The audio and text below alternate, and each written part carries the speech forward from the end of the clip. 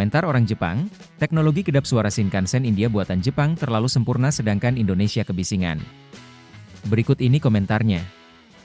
India telah mengadopsi metode untuk membuat kendaraan lebih senyap. Indonesia telah mengadopsi metode untuk menenangkan penduduknya.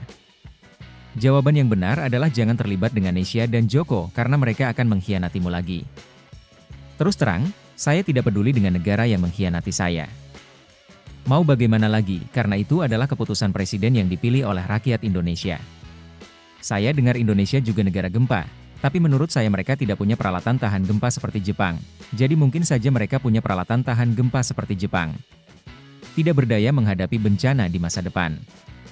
Masalah tanggung jawab muncul ketika terjadi kecelakaan, dan saya pikir Jepang mengambil keputusan yang tepat untuk tidak berpartisipasi dalam proyek kereta api berkecepatan tinggi yang setengah jadi di Indonesia. Sebelum Joko menjabat, Jepang dan Indonesia mempunyai hubungan persahabatan. Nilai negara anjlok karena kita memilih burung kormoran ini sebagai presiden. Kereta api berkecepatan tinggi di Indonesia pada akhirnya akan ditinggalkan.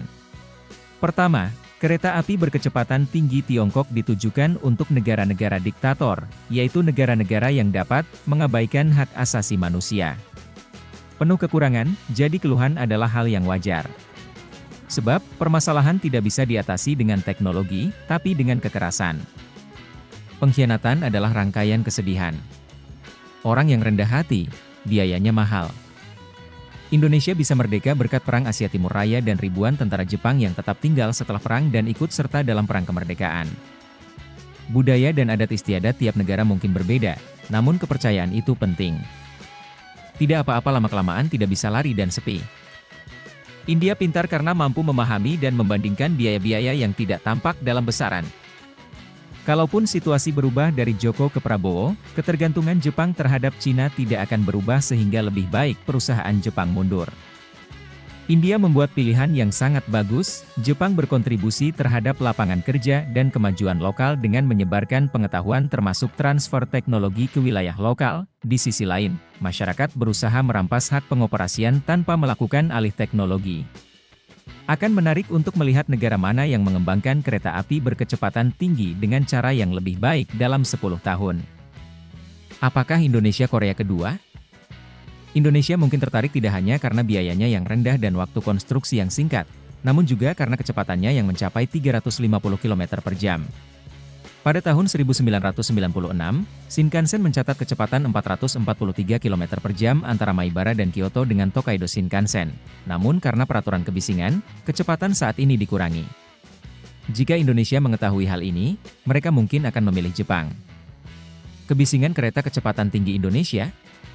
Itu adalah hasil pilihanmu sendiri, jadi kamu harus menanggungnya selamanya. Bukankah ini bagus untuk dijadikan contoh bagi negara-negara yang masih berencana memperkenalkan Shinkansen? Meskipun hanya ada sawah dan hutan, saya khawatir dengan kebisingan, dan saya lebih khawatir tentang keselamatan pengoperasian daripada kebisingan. India adalah, dengan pemuda, uang, dan infrastruktur, negara ini akan berkembang. Shinkansen India akan selesai pada tahun 2027. Saya berharap saya dapat mengatakan bahwa Jepang jauh lebih unggul bahkan setelah selesai. Saya pikir mungkin itulah masalahnya. Mereka menentukan pilihannya sendiri, bahkan mengkhianati Jepang, itu salah mereka sendiri haha. Mari kita semua berteman dengan Jepang demi rakyat dan perdamaian dunia. Saya tidak tahu apa-apa tentang Indonesia. Tidak ada perencanaan di Indonesia mengenai lokasi stasiun.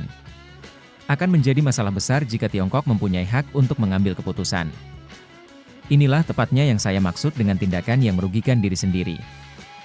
Saya khawatir apakah ada kota di India yang mampu mencapai tujuan tersebut. Jika Anda berurusan dengan Tiongkok, Anda dapat membuat kontrak yang menyatakan bahwa Anda membayar setelah pekerjaan selesai, dan Anda tidak membayar 1 yen pun kecuali pekerjaan tersebut selesai.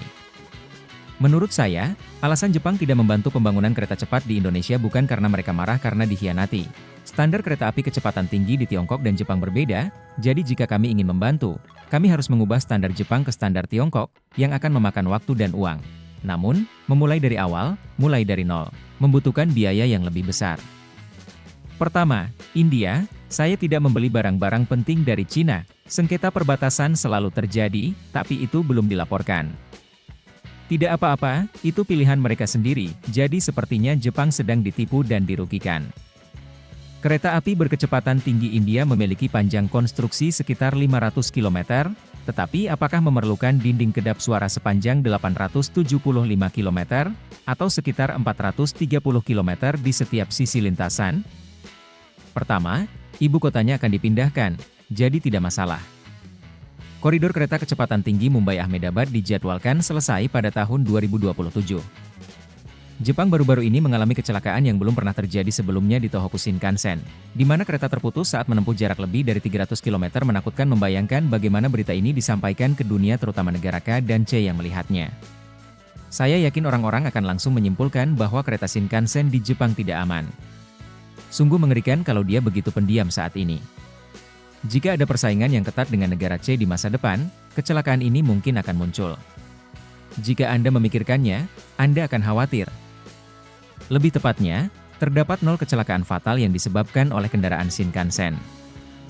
Itulah sejumlah komentar orang Jepang tentang perbandingan kereta cepat India dan Indonesia.